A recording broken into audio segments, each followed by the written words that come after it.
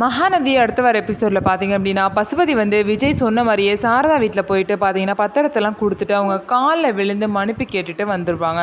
அதுக்கப்புறம் என் பையனை எங்கே வச்சுருக்கேன்னு கேட்கும்போது விஜய் லொக்கேஷன் அனுப்புவார். அந்த லொக்கேஷனுக்கு பசுபதி போகணுன்னு யாருமே இருக்க மாட்டாங்க, இருட்டாக இருக்கும். திரும்ப விஜய்க்கு கால் பண்ணி நீ சொன்ன லொக்கேஷனுக்கு நான் வந்துட்டேன், என் பையன் எங்கன்னு கேட்கும்போது விஜய் வேணுன்னே பார்த்தீங்கன்னா ஐயோ எந்த இடம்னு சொல்லிட்டு மறந்துட்டேனே அப்படின்னு சொல்லிட்டு வேணுன்னே பசுபதியை வம்பிழுத்துட்டே இருப்பாங்க.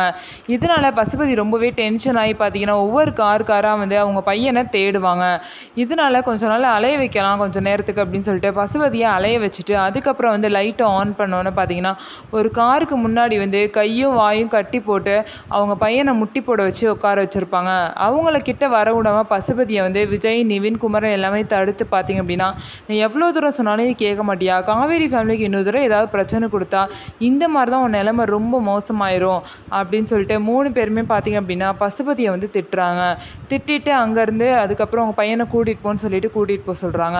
அதுக்கப்புறம் பசுபதியை அவங்க பையன் ராகவை கூட்டிகிட்டு போகிறாங்க. நீ கவலைப்படாத, அவனை என்ன செய்யணுமோ நான் செஞ்சுக்கிறேன் அப்படின்னு சொல்லிட்டு ராகவ் கிட்ட பசுபதி செய்கிறாங்க.